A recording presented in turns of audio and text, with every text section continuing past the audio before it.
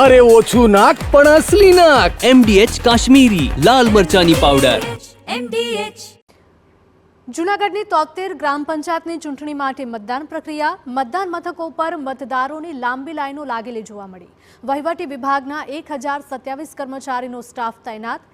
394 police કર્મીઓ મતદાન મથક પર ખડે પગે છે।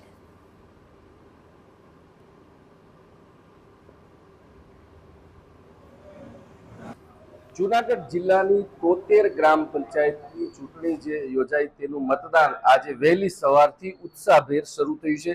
આપને જે દ્રશ્ય બતાવું છું તે વંથલી તાલુકાનું ટીનમસ ગામ છે કે ટીનમસ ગામના લોકો મોટી સંખ્યામાં લાઇનમાં ઊભી અને પોતાનો મતનો અધિકાર દેવા માટે જે ઉત્સાહભેર આવી રહ્યા છે। વાત કરવામાં આવે તો જે રીતે ગ્રામ પંચાયતની સામાન્ય ચૂંટણીમાં 317 વોર્ડ સભ્યોમાં ઉમેદવારો ઊભા છે। બીજી તરફ તમામ જે ગ્રામ પંચાયતોમાં 70 સરપંચ પદના ઉમેદવારો છે। વહીવટી વિભાગનો કુલ 1027નો સ્ટાફ પણ તૈનાત કરવામાં આવ્યું છે। 394 પોલીસ કર્મી મતદાન મથક પર ફરજ બજાવી રહ્યા છે। ત્યારે ગ્રામ પંચાયતની ચૂંટણી અંતર્ગત 351 મતપેટીઓ છે। બેલેટ પેપરથી આ મતદાન થઈ રહ્યું છે। ત્યારે તાલુકા મુજબ જે વાત કરવામાં આવે તો વંથલી તાલુકામાં 5 ગ્રામ પંચાયતો છે। માણાવદરમાં 13 ગ્રામ પંચાયતો, મેંદરડામાં 4 ગ્રામ પંચાયત, માળિયામાં 12 ગ્રામ પંચાયત અને કેશોદમાં 17 ગ્રામ પંચાયત અને માંગરોળમાં 22 ગ્રામ પંચાયત। આમ શાંતિપૂર્વક મતદાનની શરૂઆત સવારથી થઈ છે। સાંજના 6 વાગ્યા સુધીમાં જે મતદાન કરવામાં આવશે ત્યારબાદ આ મતપેટીઓ છે તે સ્ટ્રોંગ રૂમ ખાતે લઈ જવામાં આવશે અને કોણ સરપંચ બનશે તેમનું ભાવિ મતદારો નક્કી કરશે। વિજયસિંહ પરમાર, TV9 ટીનમસ। વંથલી તાલુકાની ટીનમસ ગ્રામ પંચાયત ચૂંટણી માટે પણ મતદાન શરૂ છે। ત્યારે ટીનમસ ગ્રામ પંચાયતના સરપંચ પદ માટે 4 ઉમેદવાર અને 33 સભ્ય ઉમેદવાર વચ્ચે ચૂંટણી જંગ છે। મતદાન કરવા માટે મતદારોમાં પણ ઉત્સાહ જોવા મળ્યો।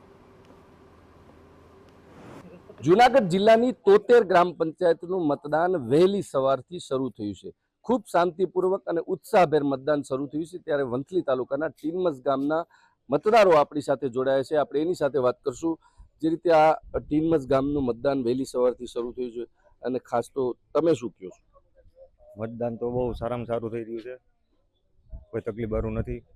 પણ ગામમાં અમુક એવી સમસ્યાઓ છે કે આ પ્રાથમિક શાળા છે, નિશાળ છે, બાજુમાં પાણીનો ટાંકો આવેલો છે, જો પાછળ દેખાડો તમે, એ પડી જાય એમ છે, જર્જરિત છે। હવે અહીંયા કોઈક નિશાળના છોકરા કોઈક નીકળશે ને પડશે તેની જવાબદારી કોણ લેશે? અન્ય મતદાર આપણી સાથે છે। વહેલી સવારથી મતદાન શરૂ થયું છે। કેટલી વસ્તી છે, કેટલા મતદારો છે અને કેટલા સભ્યો અને સરપંચ? 5,500ની વસ્તી છે અમારા ગામમાં। 4 ઉમેદવાર છે, 40 થી 50 સભ્ય છે। અમારા ગામમાં 7 વાગ્યાનું મતદાન ચાલુ છે। મતદાન શાંતિપૂર્વકથી થાય છે, મતદાન સારું કરે છે। અમારા ગામના લોકો સારો ઉમેદવાર અને સારો વિકાસના કામ કરે એવો ઉમેદવાર લઈ આવશે એ અમને પૂરેપૂરી બાંહેધરી છે। વડીલ મતદાર આપણી સાથે છે। કાકા, જે રીતે આ ગ્રામ પંચાયત ટીનમસ ગ્રામ પંચાયતમાં 2700નું મતદાન છે, 5000 ઉપર વસ્તી છે, સુવિધાનો અભાવ જોવા મળી રહ્યો છે। કયા પ્રકારની સુવિધાઓ છે ને ખરેખર આ ગ્રામ પંચાયતે શું કરવું જોઈએ?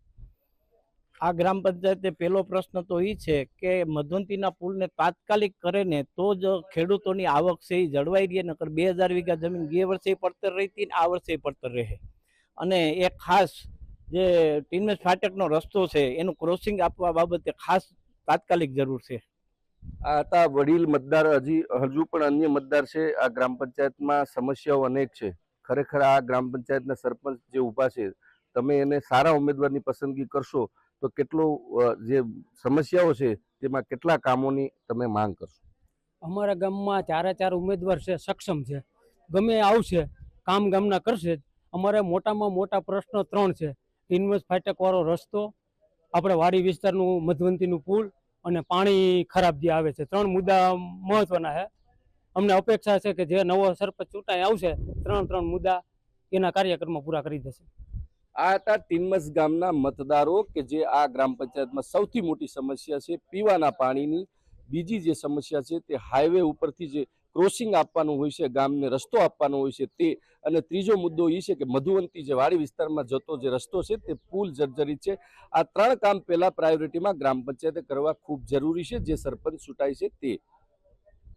Vijaysinh Parmar, TV9. MDH kitchen king masala રસોડામાં હોય તો આપણે કંઈ પણ બનાવી શકીએ છીએ. રીંગણાનો ઓળો, બટેટા ફુલાવર, ભીંડી મસાલા અને બીજું ઘણું બધું. MDH